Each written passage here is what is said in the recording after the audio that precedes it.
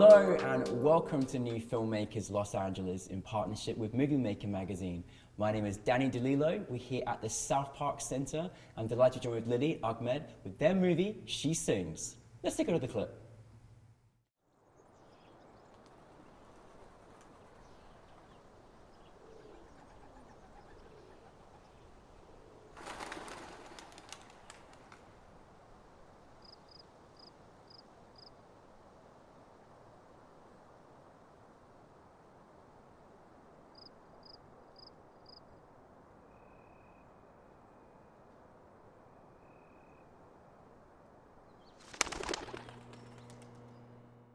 Welcome to the New Filmmakers LA family. Thank you so much. And I'm so sorry for the weather here because it's so bad, but you came from Pittsburgh, so it's fine. But thank you so much for coming from Pittsburgh and being with us and bringing She Sings. So really appreciate you having you. Thank you for having us. Thank you for having us. Thank you. It was great at the film festival last night, and I've got so many questions. But for those that haven't seen it, tell us a little bit about the film.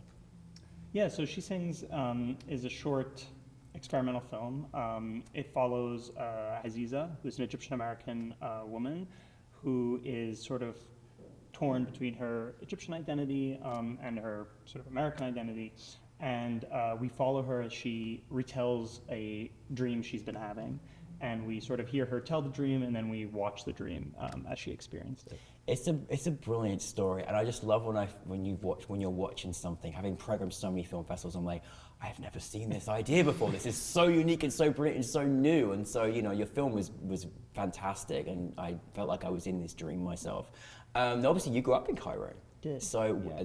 obviously, but where did this kind of idea for this particular film kind of unravel? I think this film, we think a lot about our own personal cultural identities and our being a writing directing duo. We think about sort of where that overlaps and where we kind of find this sort of shared voice. And so thinking about setting this film, thinking about using dreams as a medium to explore those sort of insecurities and kind of anxieties surrounding that. Yeah. It felt like the right medium and the right way to go about it. So kind of blending the narrative, it's not a purely experimental film because we have a real, a character and a story, and she is experiencing these real emotions, but we're taking them apart and experiencing them through impressions of them, and her interpretations outwardly of those impressions. And I mean, I know because obviously one of your favorite genres is experimental film, and this is like what you love. I love experimental film, and actually our program director loves them. So we're always super happy when we see, because I don't think there's ever enough. For people that are filmmakers out there, even kind of, how does it go when you've got the idea of a story and then the experimental sort of take and look and feel? How is that process for you in sort of developing the idea of what you want people to visualize and see and experience? Good. I feel like we talk a lot. So we'll have an idea, and someone will come up with an idea, and we'll ask is this a movie? And then we'll talk about it for months and months and months. And then I'm not sure if we ever think about it being experimental. I think we just sort of do what kind of comes natural to us. Yeah. And it ends up, I guess, feeling a little more experimental. Yeah. But I think we're, as sort of filmmakers and as artists, I think we're kind of intuitive. We follow what sort of feels natural, and sometimes that ends up being a little bit more experimental. I think what I love about experimental film, and I think with which She Sings, is that I think experimental film is distinctive in the fact that I'm always asking a lot of questions as we're going through the scenes, what were they doing here? What were you trying to create there? And you took us into this dream sequence, and even the way you shot it, it was very, I felt like I was in this lucid dream, you know what I mean? It was insane. How did you kind of in terms of how it looked, and obviously how it flowed, and obviously how she dreamt, and the landscape, how did you go about wanting to sort of put it across for the audience to kind of experience it? How was that kind of process for you? So the cinematographer we worked with, Frida Marzouk, works a lot in documentary, and so we wanted her to approach the dream world through that kind of documentary lens, that kind of tactile, handheld, wandering gaze. And that was something that we thought sort of unlocked kind of a rigidness that would kind of hold you back from feeling like you're kind of in the dream space, but like Yeah. when you can wander and like look around and feel it, that I think really communicated this like surrendering to the dream in that sense.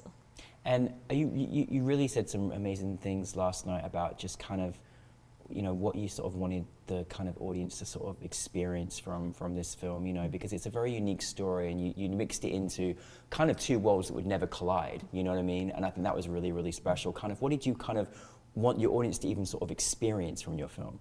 Yeah, I guess there's a sort of undercurrent message in the film to sort of to listen to yourself, to listen to your own mind, and that's why we like dreams so much, why we're so interested in dreams. We keep dream journals, because it's just like this way that your brain and your soul, if you will, is speaking to you and is trying to communicate things to you. And I guess this idea that you can listen to it more is something we were really interested in, because when you dream, you're kind of making a film, right? Every time you're like creating this world and you're populating it, but every character, every tree, every branch, everything in the dream is you. You are all of it, even though there are all these different characters. And so it's this idea that your dreaming mind is working through all these kind of really complicated emotions and emotions that are hard to put into words, and especially for second generation Americans. I mean, in the case of this film, it's Arab Americans, Muslim Americans, but really anybody that's struggling with kind of questions about identity or questions about themselves that are hard to put into words. We feel that those things come out in dreams. Yeah, they do. So That's listen right. to yourself. That's the. I love it. I've got my little dream dictionary. I'm always in it. I'm always looking in it. This is amazing. I think dream journals are it's a really good thing to kind of keep as well. In terms of the production itself, like, you know, tell us about what that experience like was actually in the production. Of course, like, you know, the locations and the whole kind of flow of it. You had some scenes where I thought, oh, okay, I wonder how they approach this, especially when you were outside singing as well. How is that dynamic of production? What have you learned from this particular film?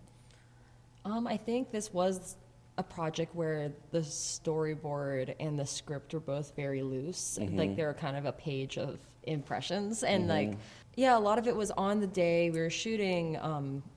Like I said, you know, having free to like walk around the space, kind of see like where the light was hitting nicely, like kind of follow like the sun and follow all these different things that were really kind of standing out on location in the moment. But then, and we filmed Pittsburgh first, and then I think about 6 months later, we all went to Cairo to film the second part. And a lot of the shots we tried to mirror, but we wanted to emphasize those landscapes kind of side by side. So we were thinking about which things like trees and kind of those more organic, like, and structural elements, like we like to think about like the architecture in both of those places. So kind of loosely having that in our mind, and knowing that that's something we'd want to put side by side, without saying, you know, like, oh, let's make sure we film this shot of like this window so we can film that window. Like we just happened to see them in both places, and we had a little bit more footage than we ended up using, just because we wanted to give ourselves that time to explore, to see what naturally felt like they were in harmony with each other. Oh, great, amazing. And what's it been like taking this film on the festival run? Like, how's that experience been for you? It's been great. We started in Athens, Ohio at AAFEF, which was the premiere.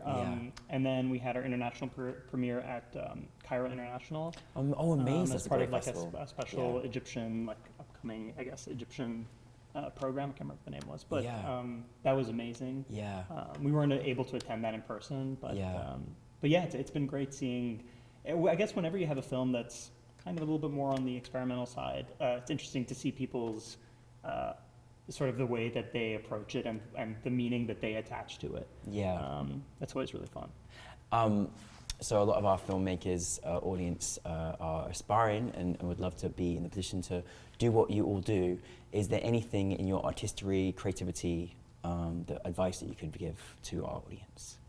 I would say work with your niche. Like, I think a lot of people, and I think they think it's important to be in the hubs like LA and New York, and it's important that those places exist, but like we chose Pittsburgh as our home, and we really love Pittsburgh for its landscape and the people, and I think telling very specific stories that are really based in those places.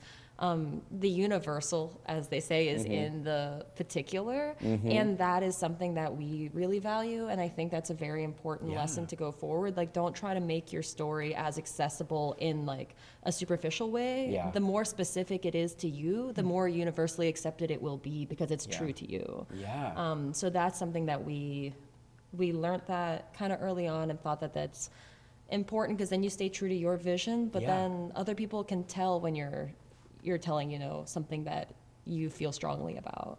Good advice. Good advice. I don't hear that very often. Very good advice. Yeah. I think just to piggyback off that, I would say to sort of in the same vein, but to really trust your audiences, because the audience they'll pick up on what you're trying to do if you do it with honesty.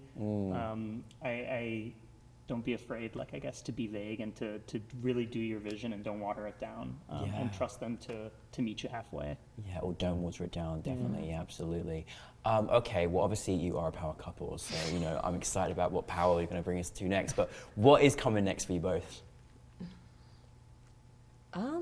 We have a couple short films we're working on. We have written a feature film that is similar in a sort of an experimental narrative hybrid, kind of like She Sings, but a vampire story. So it's a bit, but on that sort of kind of on the more like raw human side of that, and that experimental way of like how we communicate, kind of without words sometimes. So that's sort of what we. Oh, okay. I'm ready for it. Can you just keep bringing them to us, please? Very good. Listen, we're both so grateful that you both came here. Thank you for bringing She Sings to us, and these are fantastic films. So thank you to all your cast and crew and everyone that made it happen. But yeah, thank you very much for being here. Thank you so much. Bye, everybody.